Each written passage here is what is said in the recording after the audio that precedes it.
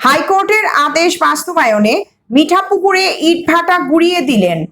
আলোকিত TV desk. হাইকোর্টের আদেশ বাস্তবায়নে মিঠাপুকুর উপজেলার লতিফপুর ইউনিয়নের কাশীনাথপুরের এমটিএস ব্রিক্স এবং হাতিমপুরের এএসবি ব্রিক্স গুঁড়িয়ে দিলেন উপজেলা প্রশাসন ও পরিবেশ অধিদপ্তর রংপুর।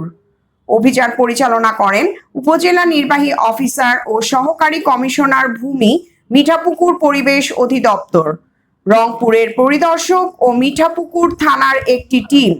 এ সময় এমটিএস ব্রিক্স মোবাইল কোর্টের মাধ্যমে 1 লাখ টাকা জরিমানা করা হয়।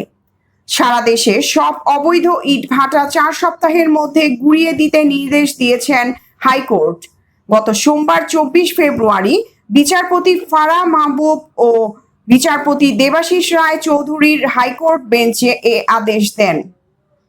সব বিভাগীয় কমিশনার ও ডিসিকে এ নির্দেশ বাস্তবায়ন করতে বলা হয়েছে। শুনানিতে হাইকোর্ট বলেন, দেশের পরিবেশ রক্ষায় প্রশাসন ব্যর্থ, পরিবেশ রক্ষায় আইনের কঠোর করতে হবে। এর আগে দেশে লাইসেন্সবিহীন অবৈধ ইটভাটার কার্যক্রম বন্ধে 2022 সালে জনস্বার্থে human rights and peace for Bangladesh একটি রিট করে। 2022 সালে বিবাদীদের প্রতি রুল জারি করে অবৈধ ইটভাটার কার্যক্রম বন্ধের নির্দেশ প্রদান করেন হাইকোর্ট। প্রিয়াঙ্কা মল্লিক, আলোকিত টিভি নিউজ ডেস্ক, ঢাকা।